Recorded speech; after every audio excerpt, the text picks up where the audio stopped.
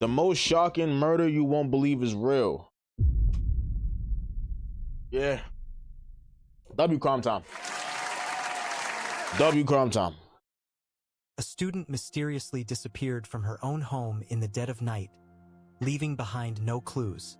The police quickly initiated a search, and soon a grim reality began to unfold. Step by step, investigators pieced together the truth, revealing a story that would stun the entire nation. Eve Carson was born on November 19, 1985, in Athens, Georgia. From an early age, 1985? she distinguished herself as exceptionally driven. Wait, how old she would have been right now? 1985. I was born in 1999. I'm 26. So 1999, 8765. So that means she would have been like what? Right, 36. She would have been 40? 39 maybe? And focused. During high school, she held the position of vice president of the student council, volunteered at both a nursing home and a shelter for abused teens, worked as a congressional page, and assisted in a stem cell research laboratory, all while still a student. After graduating with honors, Eve attended the University of North Carolina, where she pursued a double major in political science and biology. Sheesh. Her outstanding academic record earned her a prestigious scholarship. Wow. And she quickly rose as a campus leader, taking on significant roles in various student organizations. Wow, okay. So that means she was really on her shit. Like that means like she put school first. Like all bullshit was to the side. That means she probably never partied. Or if she did, she was probably so fucking smart in all her classes that it didn't matter if she fucking partied or not. She probably, you feel me? Like she could have got drunk any time of the day or like at her free time and shit and still be able to, you know, she probably never slacked off. No cap. She probably never slacked off in school. Prestigious scholarship, bro. And she didn't stop there. Wow. Eve kept up her charitable efforts and even taught science at an elementary school. Okay. She also traveled internationally for a volunteer teacher. work, spending a summer in Ecuador helping doctors, Damn. studying for a semester in Cuba. Damn, hold on. So she was one of them. You was one of them. See, this is what I'm saying. Like, I don't be understanding, bro. This is what I don't be understanding. Why is somebody going to harm a person like this? I never understood, like, why would somebody harm us like somebody like this? Out of everybody in the world, not saying that people deserve to die or whatever the case may be, right? But there's some evil motherfuckers in the world, bro, and niggas let them rock. But somebody like this, you want to motherfucking murder? Like, how does that make any sense? And joining a research team in Egypt. Without a doubt, Eve was one of the most outstanding students at her university. Wow. She had ambitious goals for her future and was making steady progress toward them. Even before graduation, she had secured a job offer from a major company and planned to begin her career soon after earning her degree. In February, Eve was 22 years old and in her final year of college. At that time, she lived off campus with a close group of friends. Wait, On the night of March so how long was this? Around 1:30 a.m., her roommates were heading out to a party. They invited Eve to join them, but she declined, choosing instead to stay in and study for her upcoming classes. What I tell you, she probably never ever partied a day. Well, I'm not gonna say she never partied. Obviously, she had friends who partied, so you know, probably once in the blue, she'd probably party with them and shit like that. But like I said, she probably never slacked off ever. You feel what I'm saying? Like ever. Like she was still studying after studying. That's insane. Like if you still studying after studying, my nigga, it's crazy. Like what are you trying to achieve now? Now it's like you trying to get the highest fucking degree. What is the highest degree? PhD? You trying to get a PhD? Her friends left without her and didn't return until around 4:30 in the morning. But I'm not gonna lie, maybe she should have went with them. I don't know the whole story. But I'm saying maybe she should have returned. Maybe she should have went with them, right? I mean, honestly, like I'm just being real. Maybe she should have went with them. Maybe this would have never happened. Cause I think of it like this. Like I think of things like this. Like, what if she would have said yes and went? Maybe she would have never passed away.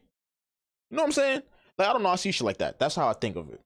When her friends returned home, they immediately sensed that something was wrong. What, door was open? The front door was left wide open. Wow. And the lights inside were still on. Yet Eve was nowhere to be found, and neither was her car. It didn't add up.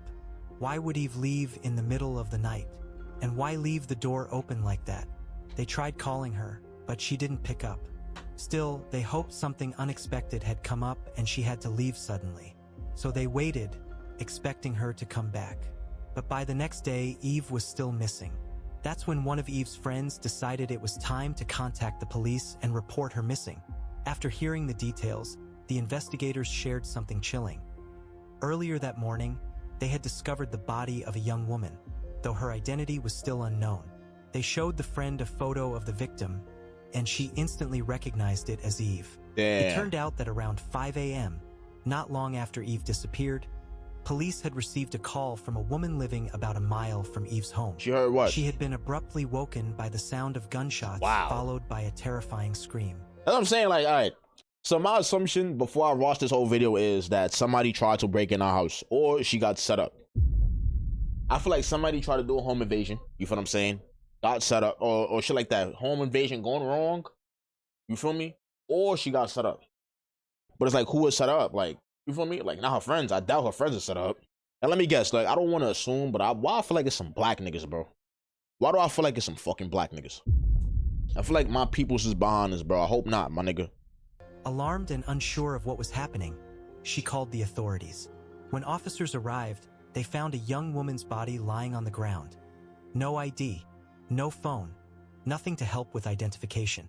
The only thing they could confirm then was that she had been shot multiple times. Wow. After Eve's friend confirmed her identity, detectives interviewed her roommates and reconstructed a rough timeline. At 1:30 a.m., Eve was at home studying, but by 5 a.m., her body was found just a mile away. Damn. The pressing question became, how did she end up there and who was behind it? Yeah, that's Since funny. her car was missing, investigators So began niggas to set up. suspect a robbery. This theory thought that gained too. weight when a search of her room revealed her wallet and credit cards were missing, and they weren't found anywhere near the body either. Medical examiners confirmed there were no signs of sexual assault, Okay. ruling out that as a motive. Checking her phone So they just want to records, kill her? police saw her last signal came from a cell tower near a highway just outside town, but the phone itself was never recovered. It seemed the killer had discarded it somewhere in the woods. Then, the detectives received their first significant lead. A car matching Eve's description was discovered abandoned just a few miles from her home. Authorities quickly sent the vehicle to forensics for fingerprinting and DNA testing. Meanwhile, detectives made another important discovery. Forensic experts examined Eve's computer, the one she used for studying, and found it had been active until about 3:30 a.m. This indicated she was still at home for at least 2 hours after her friends had left for the party. Only after that did she somehow end up a mile away, where her body was eventually found. Damn. By then, news of Eve's murder had spread throughout the city, leaving her college campus in shock. Almost everyone knew her. She was deeply involved in nearly every major student organization. The community couldn't believe she was gone. Along with the sorrow came a growing sense of fear. People grew fearful for their own safety, and the lack of solid leads from the police only amplified their anxiety. That's a fact, because, I mean, who would, like, the thing is, like, with this whole situation is, like, right, if this is somebody who never harmed a fucking fly, you feel what I'm saying? If this is somebody who just go to school, go to work, get her money, come home, study, all type of shit, barely parties, you feel me? Obviously, we don't know her outside life, but if this is what she does, like, if all she do is studying, from what I'm hearing, she's a fucking good person. You feel what I'm saying? Maybe a great person. Maybe a great person. You feel me? Maybe somebody that we need in society. You feel me? Somebody that's worth living in the society, right? Pretty sure we can all agree. Now, when somebody like this die, you feel what I'm saying? It's like, whoa. Now niggas around her, or people that know her, or people around the neighborhood is like, hold on, my nigga. Hold on now. You feel me? Like, shit is not right, my nigga. Like, we gotta look out for a motherfucking home invasion or some shit. We gotta look out for a murderer who's just out here killing good people all of a sudden. Like, what's going on? As a result, detectives were inundated with tips. Students reported anything even remotely suspicious in hopes of helping the investigation. However, despite the influx of information, none of the leads brought the authorities any closer to cracking the case. Then, investigators received a crucial breakthrough. Since it appeared the killer had Somebody used a taken credit Eve's card. credit cards, the police examined her transaction history, and what they uncovered was significant. Just 18 minutes after Eve last used her computer, someone withdrew $700 from her account through 2 separate transactions. The fuck? Attempts to withdraw more money were blocked due to the daily limit. Nigga killed, yo, don't tell me you killed this girl for $1,400, bro. Yo, do not tell me you killed the girl for $1,400, my nigga. Please do not tell me this shit. The ATM used was located near a shopping center on the far side of town. Oh, we gonna find the cameras. Immediately requested the security footage. We gonna find the cameras now, hold on. As hoped, they got a clear match. The footage revealed a man sitting inside Eve's car, using her car. Dude, this nigga got a fucking ponytail on the side of his fucking... Is this an afro? Yeah, what I say, bro? It's one of... Yo, oh my God, my nigga. It's one of our peoples, guys. Niggas like this make out... Yo, I'm telling you, bro. Niggas like this, bro, just make my people look fucking bad, bro. Like, I hate shit like this, my nigga. Like, the thing is, right? Like, I understand niggas want to rob somebody. Cool, my nigga. Cool, bro. You want to rob somebody? Cool, my nigga. Even though it's not the right thing, cool. You want to rob somebody? Cool. Cool. Cool. Feel me? But that's it. You feel me? That's it. Like, when niggas go the extreme and when niggas start killing niggas and shit just for a fucking debit card or just for money, is like, bro, you're wildin', my nigga. Like, you're wildin', gang. Card at the ATM. In the back seat, there appeared to be another person. Investigators suspected it might have been Eve herself, but the image quality was too poor to confirm. Forensic experts attempted to enhance the video for a clearer look, but their efforts proved unsuccessful. Meanwhile, police discovered that the suspect had attempted to use Eve's card at multiple other ATMs across the city. But it failed, it was blocked. Though none of those machines were equipped with surveillance cameras. Oh, wow. This pattern continued until March 7th, when authorities received another alert about an attempted withdrawal. Around 12:30 a.m., the suspect showed up at a 24-hour convenience store and tried to use the ATM, but the bank declined the transaction. Officers hurried to the store, which was in a neighboring town, and this location had a functioning security camera. Okay. Reviewing the footage from that night, they saw someone attempting to use Eve's card, but in a surprising twist, it was not the same man seen in the earlier ATM video. Investigators now had to entertain the possibility that more than one person was involved in Eve's murder. 2 black niggas, or of that the fucking killer course. had handed her card off to an accomplice. Oh, fucking. 2 black folks, my nigga. Of course, man. Don't we like shit like this, man? We love shit like this, right? To the side. They tried to identify the second suspect, but like before, the surveillance footage was too grainy to make a clear match. So, detectives turned to the public for assistance, releasing both images from the security cameras to the media in hopes that someone somebody gonna know them. The individuals. That's the thing, like, when it comes to, like, surveillance cameras, my nigga, I'm telling you, somebody's gonna know who that person is. That's the thing. I don't give a fuck who it is. It's so crazy, bro. Like, somebody might know that person, but they don't know them, like, personally. But they might see them around a few times. You feel me? It might be somebody that live in a neighborhood. Bro, real shit, like, let's say me, because I live in an apartment, right? And let's say, like, I don't know everybody in my apartment building, because I have 2, it's like 2 apartment buildings that I live. It's like, I have another apartment connected to my apartment building. You feel what I'm saying? So, like, there's, like, another apartment building connected to mine and shit like that. But I don't know everybody in the building, right? I know majority of people, but I don't know everybody, right? It could be, let's say, like, all those people fuck with me and they don't tell the cops. You feel me? But it'd be that one person or maybe 2 or 3 people who know me but don't know me. Like, who know my face, who saw me around and shit, but doesn't know me personally to be like, oh, yeah, well, he live in this building. I've seen him plenty of times. I seen him when he was a kid. You feel me? Like, I know who that is. You feel what I'm saying? Like, somebody's gonna know you, my nigga. Somebody, bro. Since the case had already drawn widespread attention in the community, the police station was soon flooded with tips. Yet none of these leads brought authorities any closer to apprehending. I feel like she could have been in the movie. Everything changed on March 12th, when an anonymous caller came forward with a promising tip. What I say? The caller claimed to recognize the man in the second surveillance video from the convenience store and identified him as DeMario Atwater. GG's.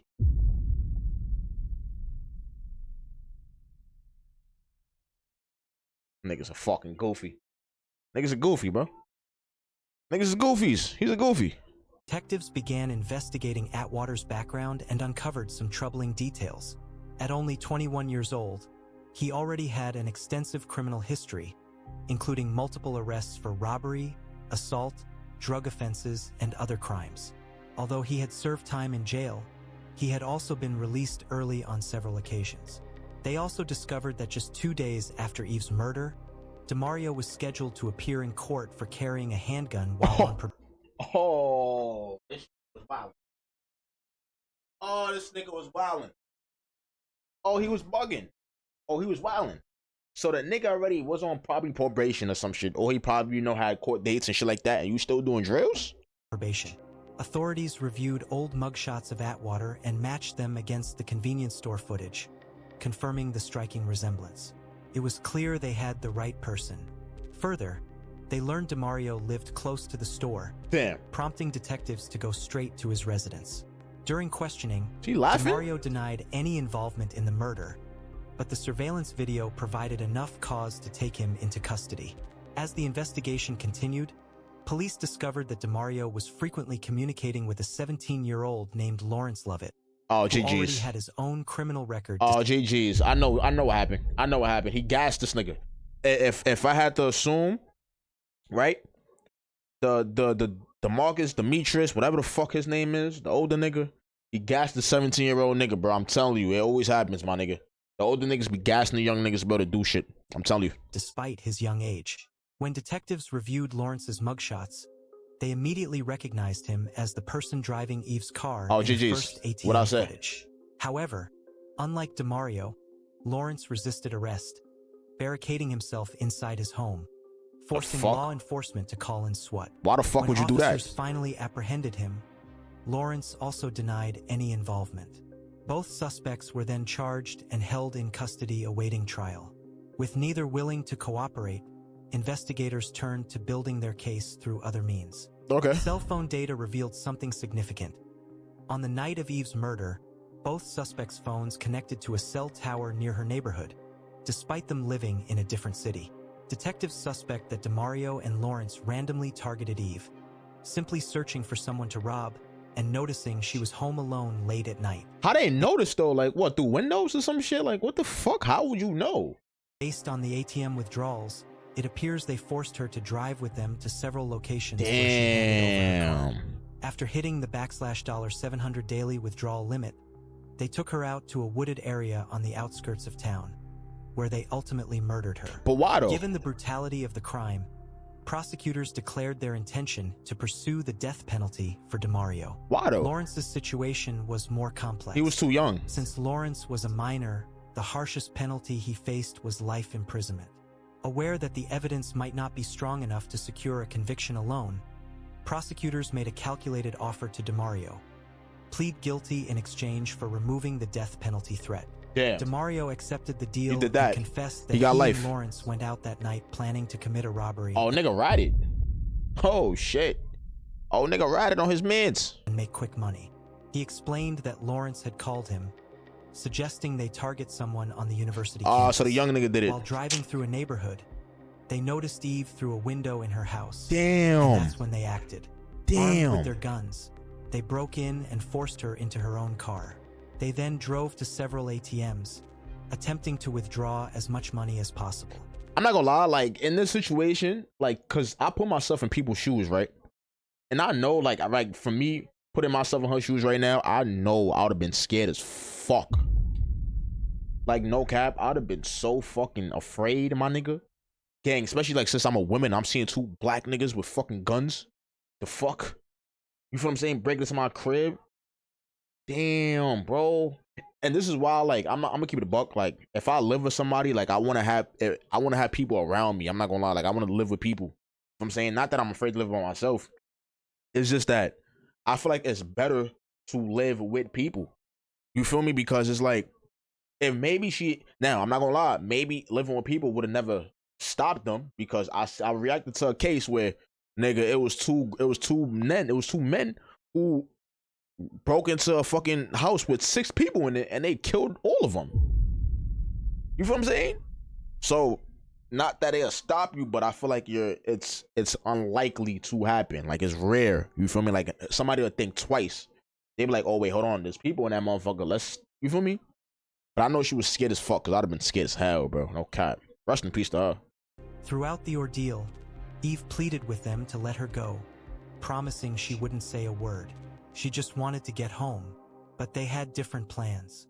According to DeMario, they decided to kill her because she had seen their faces, So why ain't you despite fucking never ski trying to masters? conceal them. Ultimately, they took her to a deserted street and shot her multiple times with 2 guns. Damn. DeMario also shared something deeply heartbreaking. Just before they killed her, Eve asked them to pray with her. Instead of showing any mercy, Wow. they coldly shot her down. Yo.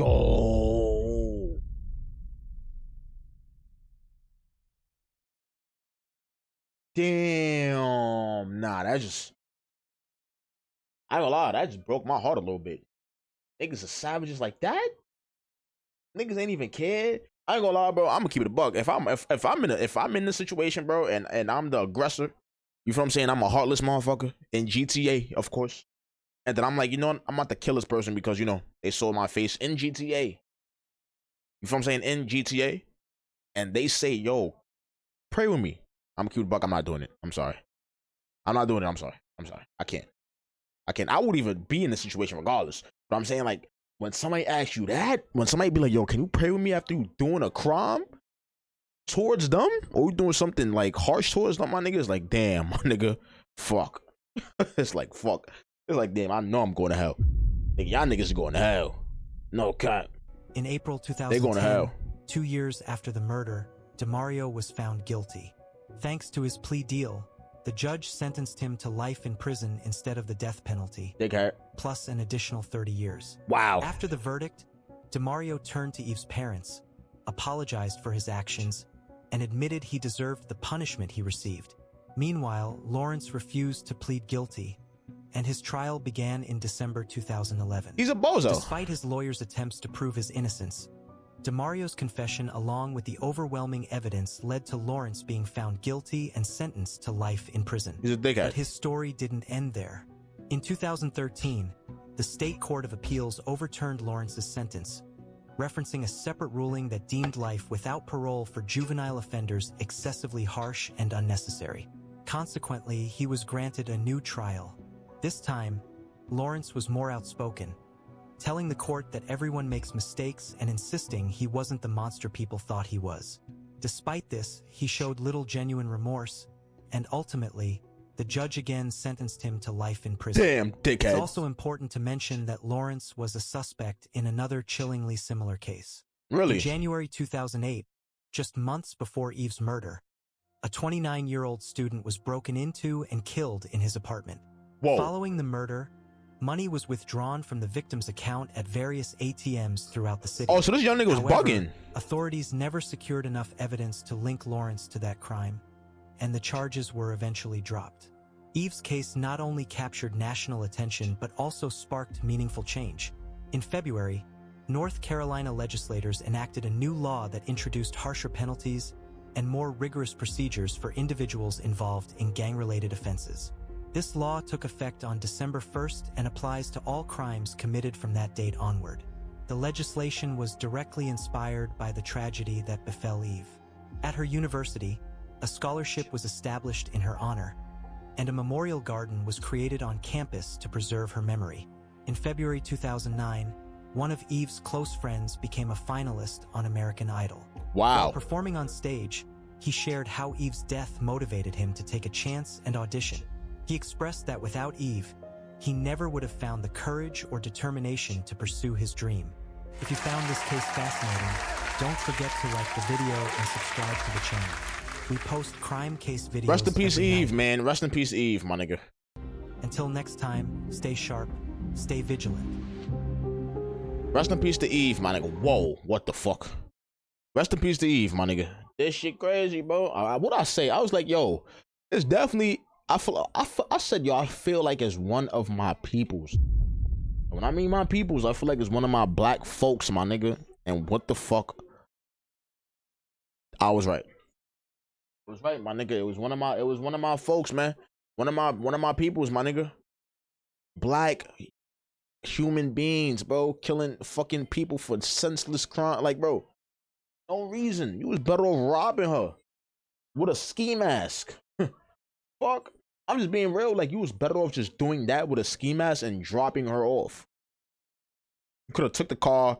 You would have got arrested, obviously. Then again, it's 2008, my niggas. It's like, bro, I don't even think there was that much cameras back then, bro. Because in New York, there wasn't that much cameras in New York, my nigga.